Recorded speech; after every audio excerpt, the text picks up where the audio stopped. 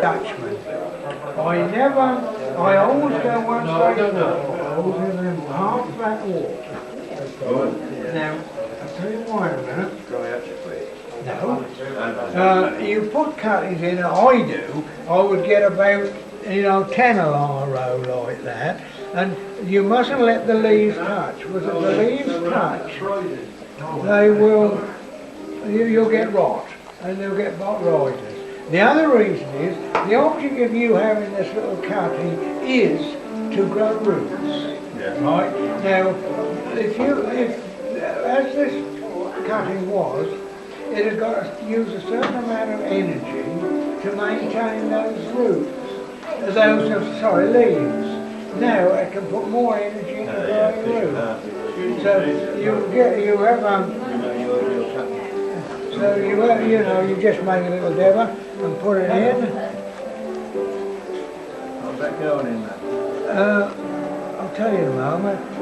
Special? Now I'll tell you what cuttings like. Cuttings like a spray. Don't keep cuttings, keep them in moist compost, but not wet. But they love a spray.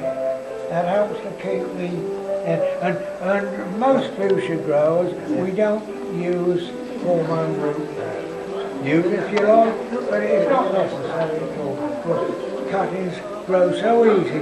Now, that will take about 3 weeks' time, that should start forming your roots. Now, there's something I'd like to tell you about cuttings too. When you're taking cuttings, you don't want anything with a nutriment in it. In other words, most of the proprietary stuff like Levington, Arthur Bowers, that's got a certain amount of fertiliser in it.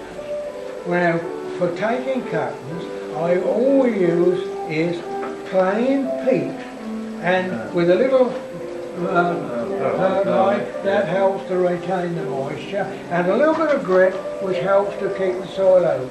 Now you say, why do you do that? Well, the reason is this, that little cutting which I had, if you put it in soil, like I said, with no nutriment in it, that's going to get in there and that will want to find some sun. So it will send out roots with an attempt to find some form of nutriment. And that'll keep it. Now if you put it in stuff that's already got a bit of fertilizer, that's going to be lazy. That's not going to... You don't sound logical. You always say they have a medium. But most of the, now once you've got that to root, and there again, you put that back, now you put it into the well-known proprietary brand, which is there. Now, don't forget, if you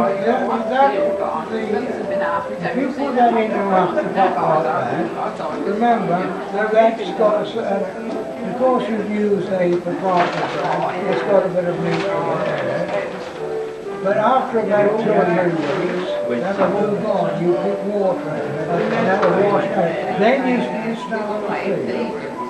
Now, this, at the early stages, we want a high nitrogen feed. Because nitrogen makes later on, when things are in bud, then you use a high potash. And that